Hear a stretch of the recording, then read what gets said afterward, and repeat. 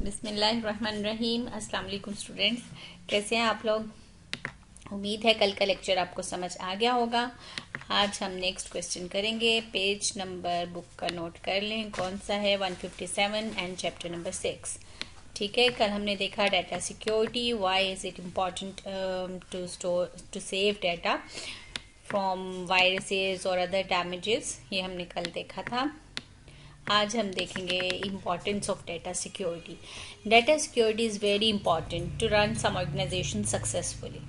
A person may enter the network of an organization and gain unauthorized access to data. For example, he may use the credit card number of another user for shopping. If the unauthorized person deletes important data, the business of the organization may be damaged severely. So it is very important to protect data from illegal and unauthorized access. Students, मैंने आपको बताया था कि computer से भी ज़्यादा important जो चीज़ है वो डाटा है।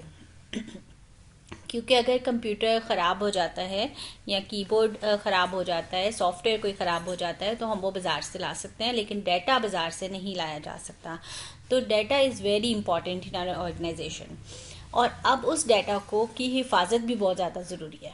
तो ये नहीं कि बाहर से कोई बंदा आया है और आपका डाटा कॉपी करके ले गया और आपके सारे, फॉर एग्जांपल अगर कॉलेज है तो कॉलेज के स्टूडेंट्स की जैसे तस्वीरें हैं, ईमेल है, एड्रेस है, घर का फ़ोन नंबर है, तो कोई बाहर का बंदा आके वो फ़ोन नंबर ले जाए और वहाँ या एड्रेस ले जाए, उसके घर पहुँच जाए, ठीक है, तो ये बहुत ज़्यादा डैमेज हो सकता है। कॉलेज की रिप्यूट ख़राब हो सकती है, कॉलेज का रिप्यूट का मसला बन सकता है। इसी तरह अगर कोई ऑर्गेनाइजेशन है, कोई कंपनी है, उसके क्रेडिट कार्ड नंबर्स हैं, वो कोई हैक कर ले और यूज़र की अकाउंट से शॉपिंग करता रहे। इसी तरह कोई अनऑथराइज पर्सन आके आपका डाटा डिलीट कर दे, तो इससे भी आपके बिजनेस को बहुत ज़्यादा डैमेज हो सकता है, बहुत ज़्यादा नुकसान पहुंच सकता है। तो इसलिए हमें डाटा को प्रोटेक्ट करना बहुत ज़रूरी है। चाहे हम वो आगे हम क्वेश्चन में देखेंगे कि वो कौन कौन से तरीके हैं जिन तरीक़ों से हम डाटा को प्रोटेक्ट करते हैं। ठीक है, पासवर्ड लगा के, लॉक्स लगा के और इनक्रिप्ट करके, ये आगे हम देखेंगे। नेक्स्ट क्वेश्चन देखें। Discuss some ways in which security of data may be violated. कुछ ऐसे तरीके कि किस तरह से, किस तरीके से आपकी डाटा की सिक्योरिटी वायलेट हो सकती है, सिक्योरिटी तोड़ के कोई किस तरह से टूट सकती है। Number 1 is someone may break into the computer room. कोई आपके कंप्यूटर रूम में आ जाए। He may take away all storage devices. ठीक है, कोई चोर आ गया, कोई डाकू आ गया, आके आपके कंप्यूटर उठा के ले गया। ये इस तरह से भी आपका डाटा लॉस हो सकता है। दूसरा हो सकता है unauthorised person may take access to the personal data. एक कोई बाहर से बच्चा आया, आपके कॉलेज का नहीं था, आपके कंप्यूटर रूम में आ गया और आप कोई यूएसबी ले आया और आपका पर्सनल डाटा उसमें डाल के ले गया। इस तरह से भी हो सकता है। जैसे क्रेडिट कार्ड की इन्फॉर्मेशन आपकी चली गई है और वो आपके अकाउंट से शॉपिंग भी कर सकता है। नेक्स्ट क्या, किस तरह से वायलेट की जा सकती है security. Unauthorised person may use an online mail server like mail.yahoo.com. He may view the email messages of the other user. It may cause privacy issue. ठीक है, ऐसे भी हो सकता है कोई किसी बंदे ने आपका ईमेल एड्रेस हैक कर लिया, कॉलेज का ईमेल एड्रेस, और वो आपकी जो इंपॉर्टेंट मेल्स हैं वो पढ़ रहा है या उसका जवाब भी खुद से दिया जा रहा है। तो इस तरह से भी सिक्योरिटी वायलेट हो सकती है।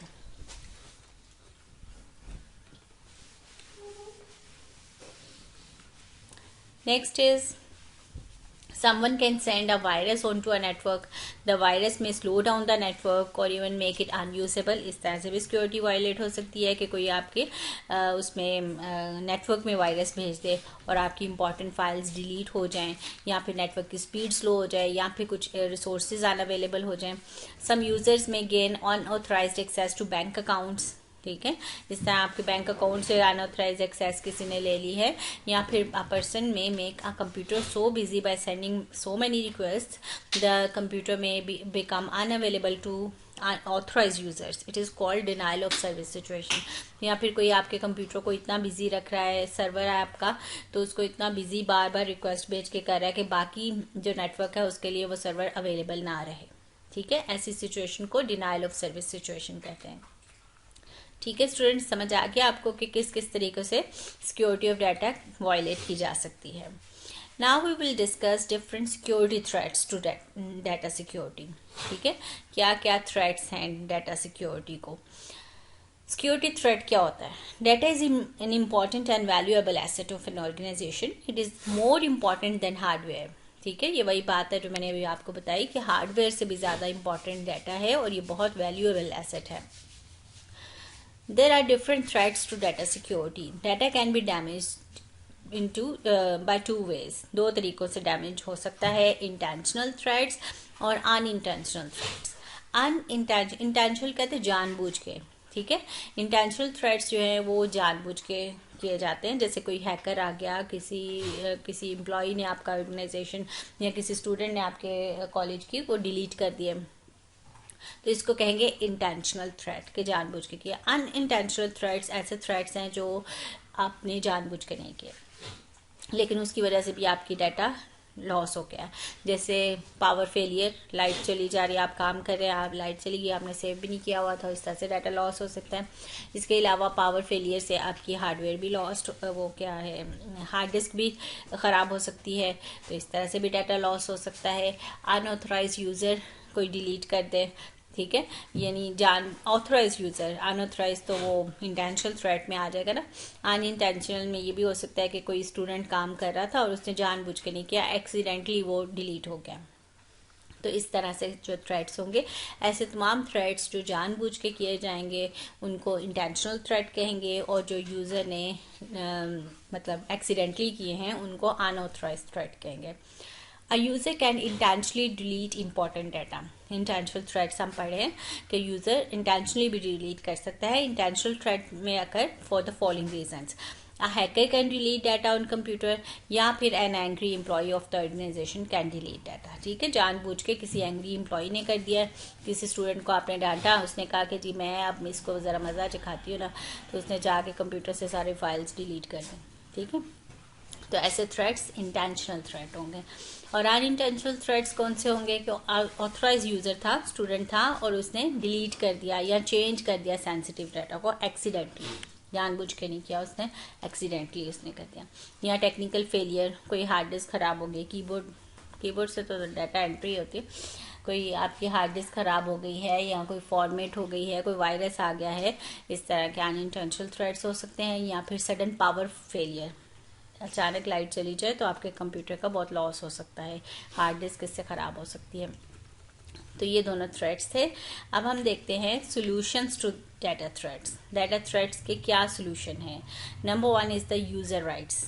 यूज़र को राइट दिया जाए, यानी कि आपने ये डिसाइड किया होना चाहिए कि स्टूडेंट्स को अगर मैंने कंप्यूटर की एक्सेस दी है तो उनको कितनी एक्सेस देनी है. क्या वो डिलीट कर सकते हैं या सिर्फ रीड कर सकते हैं? अगर हम स्टूडेंट्स को सिर्फ इतने राइट्स दें कि वो कंप्यूटर में सिर्फ काम कर सकते हैं, कोई फाइल डिलीट नहीं कर सकते या कोई चेंज नहीं कर सकते, तो इस तरह से भी काफ़ी हद तक हमारा सोल्यूशन हो जाएगा डाटा सिक्योरिटी अनइंटेंशनल थ्रेट्स का. ठीक है, क्योंकि उसे राइट ही नहीं होगा कि वो कर सकेगा. और ठीक है, इस तरह the user must be assigned proper rights to minimise security threats. Every authorized user should not be allowed to change or delete it. ठीक है, ये बात है कि ऑथराइज स्टूडेंट्स या ऑथराइज यूजर्स को भी अलाउ नहीं होना चाहिए कि वो डाटा डिलीट करें. User with certain rights may be allowed to delete और modify data after following step by step process. इसी तरह अगर आपने किसी यूज़र को राइट भी दिया है तो एक स्टेप बाय स्टेप प्रोसेस होना चाहिए ताकि एक्सीडेंटली डिलीट होने से बचा जा सके.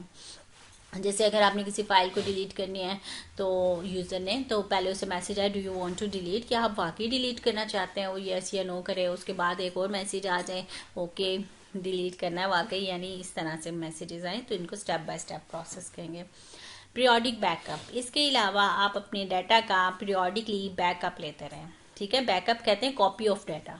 अपने डाटा को कॉपी करके किसी और डिस्क में या यूएसबी में या सीडी में स्टोर करते रहें ताकि अगर एक जगह से डिलीट हो जाए तो दूसरी जगह पे मौजूद हो. Periodic backups of data should be taken regularly. The backup can be use to meet situation in some if some occurs. अगर इस तरह की कोई सिचुएशन अकर होती है तो बैकअप उनसे उनको रिकवर कर सकते हैं.